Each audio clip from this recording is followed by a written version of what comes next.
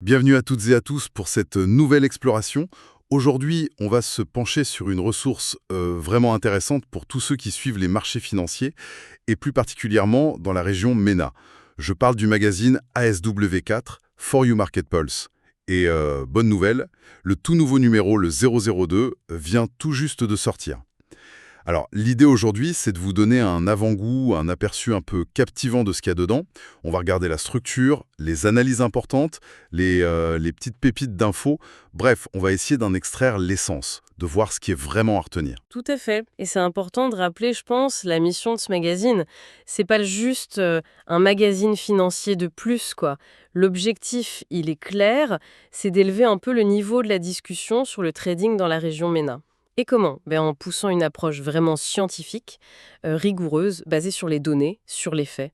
On essaye de s'éloigner un peu du bruit ambiant, de la spéculation un peu superficielle parfois. C'est parfaitement résumé. Bon, alors on ouvre ce numéro 002. Allons voir ce qu'il nous réserve. Je pense qu'on va découvrir des choses assez intéressantes. Alors, d'abord, peut-être un petit mot sur la structure du magazine. On voit qu'il y a une logique assez claire, hein, ça part d'une intro générale sur le mois, puis on plonge dans les analyses de marché, les événements majeurs. Ensuite, il y a le pourquoi des mouvements, les implications pour l'investissement. C'est pas tout. Il y a aussi un coin communauté qui a l'air très riche, une section détective qui démystifie un peu, un focus tech, et puis une conclusion pour synthétiser tout ça. C'est assez complet comme approche. D'ailleurs, dans l'édito de ce numéro, l'équipe revient sur le succès du premier. Visiblement, il y a une vraie demande pour une analyse qui va un peu plus loin que les simples graphiques, qui intègrent la macro, le sentiment, les flux institutionnels. Oui, et ce qui est intéressant aussi, c'est de voir que le magazine s'intègre dans un écosystème qui se construit. Ce n'est pas juste le magazine tout seul. Ils ont lancé un podcast officiel, on peut le trouver sur leur chaîne YouTube, @aswavk9 Magazine, qui va discuter de chaque numéro. Et puis, ils développent aussi leur présence sur les réseaux, Facebook notamment, et même une chaîne TikTok pour l'éducation financière, @ONIT Trader Hub. C'est intéressant de voir cette approche multicanaux. Ah oui, et il y a une nouveauté dans ce numéro 002, une section avec des interviews de traders de la communauté ENI Trader. C'est sympa, ça, ils partagent leur parcours, leur stratégie. Pour ceux qui auraient raté le premier, d'ailleurs, le numéro 001 reste dispo sur le site aswavekamac.com. Alors, si on entre dans le vif du sujet de septembre 2025, s'il y a bien un événement qui a marqué le mois, c'est sans aucun doute le pivot de la Réserve fédérale américaine. C'était le 17 septembre. Pour la première fois en 2025, la Fed a baissé ses taux. Ça, c'est un changement de cap important. En gros, le message, c'est OK, l'inflation, c'est important, mais là, on doit aussi regarder le marché de l'emploi qui commence à faiblir. Oui, et ça a eu des effets assez dingues sur les marchés, non? Les actions mondiales, hop, elles sont parties vers le haut. Le S&P 500, par exemple, il prend quoi, plus 3,58% sur le mois. C'est d'autant plus notable que septembre, d'habitude, c'est pas un bon mois pour les actions. Là, il a complètement déjoué les pronostics, quoi. Exactement. Par contre, pour les cryptos, l'ambiance était moins à la fête. Le Bitcoin, lui, il a perdu 5,2% en septembre. Ça confirme un peu ce qu'on appelle parfois l'effet septembre pour les cryptos, une période souvent moins porteuse. Et l'autre point clé du mois, c'est cette divergence entre les banques centrales, la Fed qui commence à assouplir, et de l'autre côté, la BCE, la Banque centrale européenne, qui, elle, a maintenu ses taux. Et cette différence de politique, ça a clairement aidé l'euro face au dollar. C'est un thème majeur qui est bien analysé dans le magazine. Oui. Et puis l'intro rappelle aussi, faut pas l'oublier, le contexte géopolitique toujours tendu. Ukraine, Moyen-Orient, les tensions commerciales, tout ça, ça joue en toile de fond, c'est sûr. Après, ça, le magazine rentre dans les analyses plus fines. Il y a notamment cette section Tops and Flops du mois. J'aime bien ça, c'est très visuel. Forex, crypto, actions internationales. On voit tout de suite qui sont les gagnants et les perdants. Ce mois-ci, par exemple, l'euro USD avec la divergence Fed-BCE, il gagne 2,1%, clair, net. Côté crypto, XRP qui fait plus 47,8%, c'est quand même assez énorme. Et sur les actions, on voit Rheinmetall AG, dans la défense en Allemagne, qui prend 12,5%. À l'inverse, Porsche par exemple, moins 8,7%. Ça donne des idées, ça met en lumière certaines tendances. Oui, c'est ça. Et la section sentiment de marché vient un peu confirmer et affiner tout ça. L'idée principale qui ressort, c'est vraiment cette faiblesse du dollar en septembre. L'indice USD qui perd 1,8%. Ça montre aussi que les cryptos restent fragiles, même s'il y a toujours des annonces d'adoption par les institutionnels. Et surtout, ça souligne la résilience assez surprenante des actions mondiales face à la saisonnalité. Alors après cette vue d'ensemble, le MAG plonge vraiment dans l'analyse des événements clés. Et évidemment, le pivot de la Fed du 17 septembre, ça prend une place importante. Et c'est pas juste un résumé de la décision, hein. L'analyse va beaucoup plus loin. Ça retrace un peu l'histoire de la Fed, ça explique comment fonctionne le FOMC, le comité de politique monétaire, comment les taux se transmettent à l'économie et surtout, ça décortique l'impact de cette baisse de taux sur les actions, les obligations, les devises et même par secteur. Il y a aussi une analyse des réactions différentes entre les gros investisseurs et les particuliers. C'est vraiment une analyse très complète. C'est ce genre de profondeur qui est intéressante. Et juste avant la Fed, il y avait eu la BCE, le 11 septembre. Le magazine revient aussi sur cette décision de ne pas bouger les taux et il souligne la petite phrase de Christine Lagarde, « Le processus désinflationniste est terminé ». C'est ce contraste, cette divergence Fed-BCE qui a vraiment dominé le jeu sur le marché des changes en septembre, on dirait. C'est exactement ça.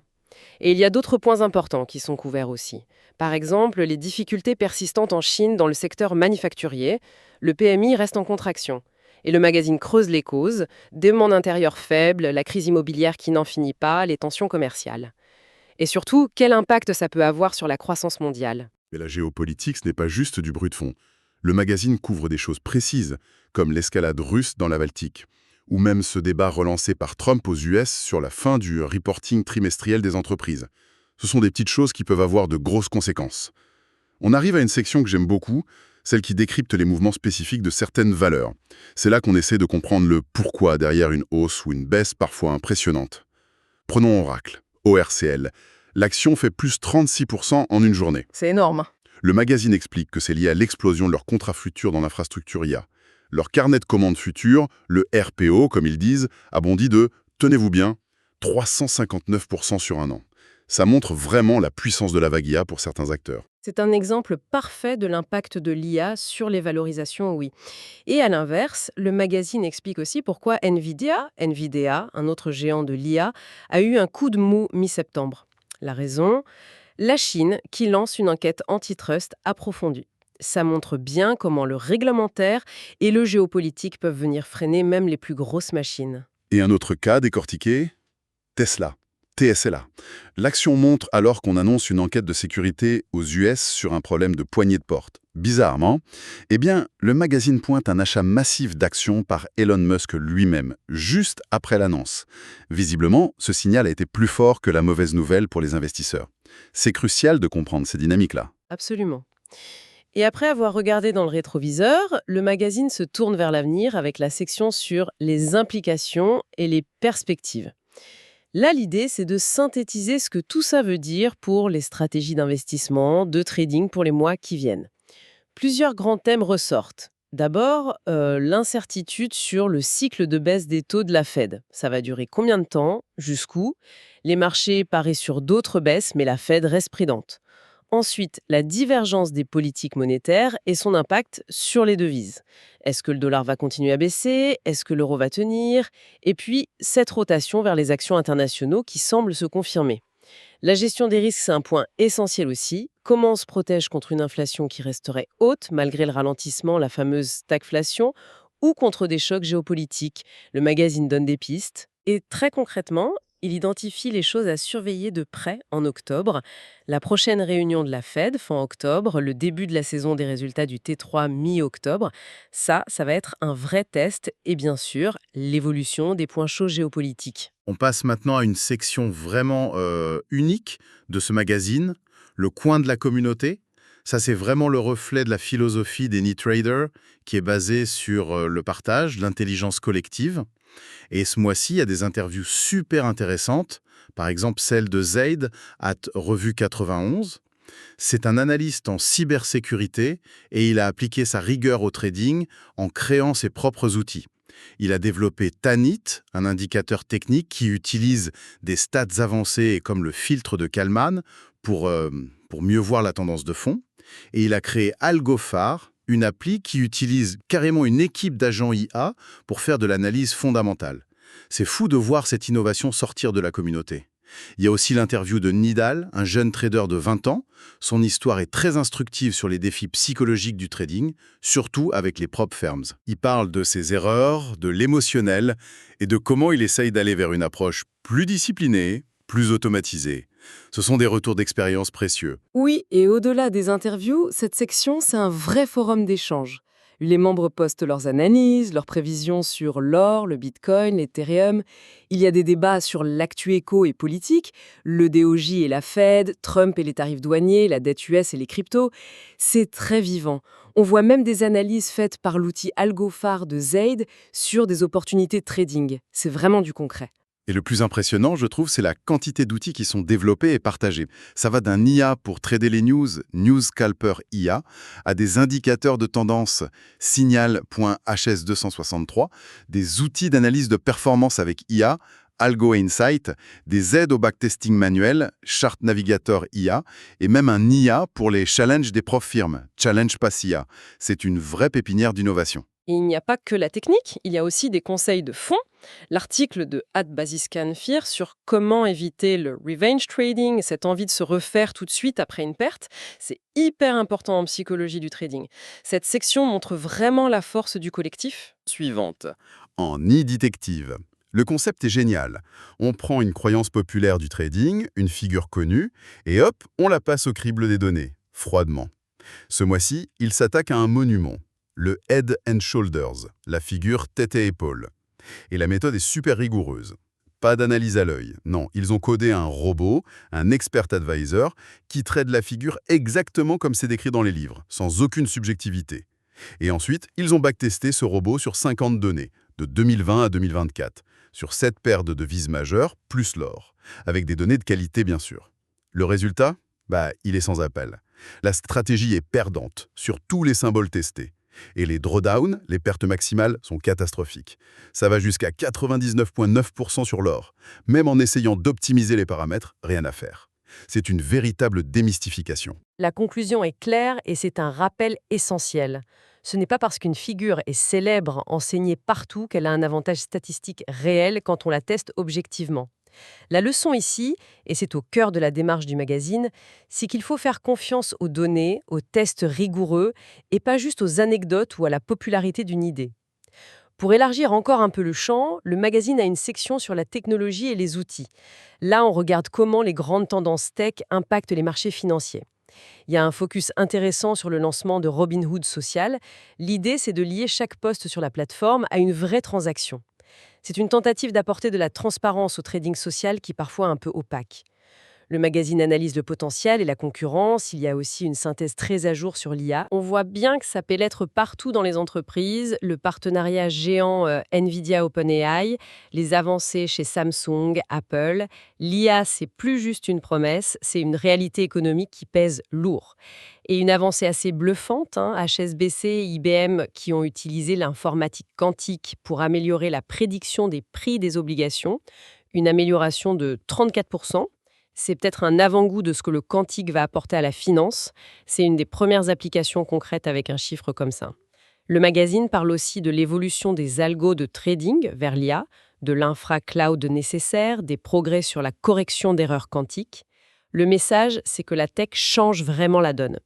L'exemple de la réaction différente du marché à Oracle, qui est récompensé pour sa stratégie IA, et à Apple, sanctionné pour une stratégie jugée floue, le même jour, ça illustre parfaitement ça. Et bien sûr, un rappel des risques systémiques liés à la tech, avec l'exemple de la cyberattaque contre Collins Aerospace. Alors qu'on arrive à la fin de cette exploration du magazine, il y a une question qui se pose un peu naturellement, je trouve. Avec la démocratisation d'outils d'analyse de plus en plus puissants, l'IA maintenant, peut-être le quantique bientôt, et puis la montée en puissance de communautés de partage comme NiTrader qui mutualisent les connaissances, les outils, comment est-ce que l'approche individuelle du trading va évoluer ? Est-ce qu'on va vers un trading plus collaboratif, plus transparent et encore plus basé sur l'analyse rigoureuse des données ? C'est une réflexion intéressante pour l'avenir, je pense. Voilà, c'était un aperçu, forcément incomplet, de toute la richesse de ce numéro 002 d'Aswa 9 Market Pulse. C'est clairement une mine d'informations et d'analyses pour naviguer dans la complexité actuelle des marchés. Alors, si vous voulez lire tout ça en détail, et bien plus encore, c'est très simple. Vous pouvez télécharger le magazine gratuitement. L'adresse, c'est aswa9mag.com. Je le répète, aswa9-mag.com. Et point important, le magazine est dispo en 3 langues, français, anglais et arabe. Et c'est une publication mensuelle, donc rendez-vous le mois prochain pour le numéro 003. Et n'oubliez pas que ça fait partie d'un écosystème plus large. Il y a le podcast mensuel, comme celui-ci mais plus détaillé sur le contenu du mag, sur la chaîne YouTube @aswa9magazine.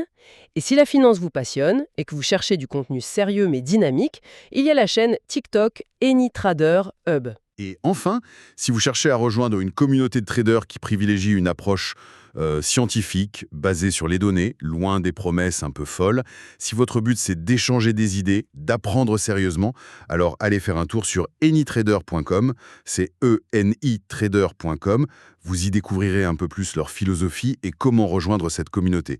Voilà, c'est tout pour cette exploration. Restez curieux, continuez à creuser et à très bientôt.